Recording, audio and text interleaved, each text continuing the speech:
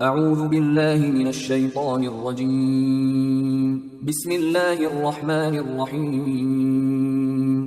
سورہ اعقاف آیات نمبر 17 تا 20 میں کفر کا راستہ اختیار کرنے اور تکبر کرنے والوں کی خصوصیات اور آخرت میں ان کا انجام۔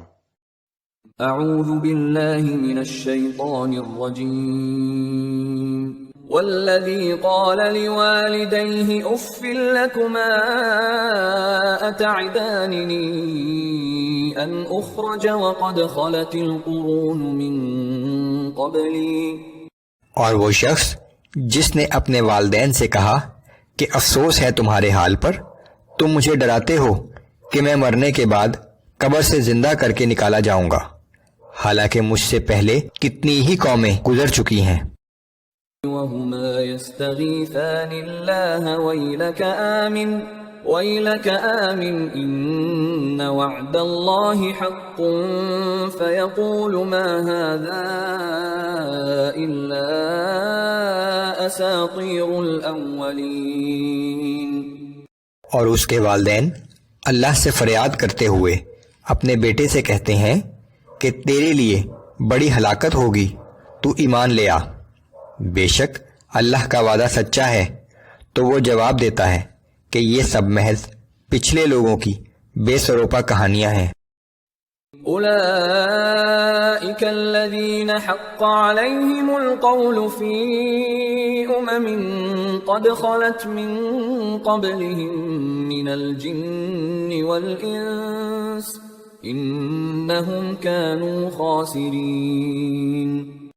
یہی وہ لوگ ہیں جو جنات اور انسانوں کی گزری ہوئی ان امتوں میں شامل ہیں جن کے لیے عذاب کے بارے میں اللہ کا فرمان پورا ہو چکا ہے، بلا شبہ یہ سب لوگ خسارہ اٹھانے والے ہیں۔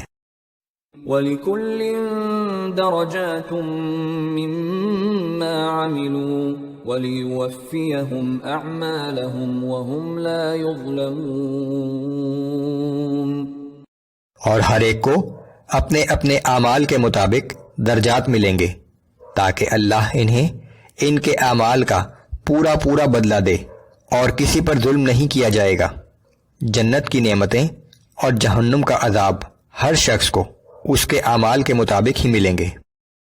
وَيَوْمَ يُعْرَضُ الَّذِينَ كَفَرُوا عَلَى النَّارِ أَذْهَبْتُمْ طَيِّبَاتِكُمْ فِي حَيَاتِكُمُ الدُّنْيَا وَاسْتَمْتَعْتُمْ بِهَا۔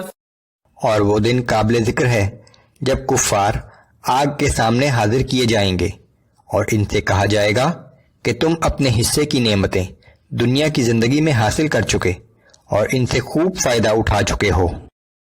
فَالْيَوْمَ تُجْزَوْنَ عَذَابَ الْهُونِ بِمَا كُنْتُمْ تَسْتَكْبِرُونَ فِي الْأَرْضِ بِغَيْرِ الْحَقِّ وَبِمَا كُنْتُمْ تَفْسُقُونَ۔ سو آج اس تکبر کے سبب جو تم دنیا میں ناحق کیا کرتے تھے اور تمہاری کی ہوئی نافرمانیوں کی پاداش میں تمہیں ذلیل کرنے والے عذاب کی سزا دی جائے گی۔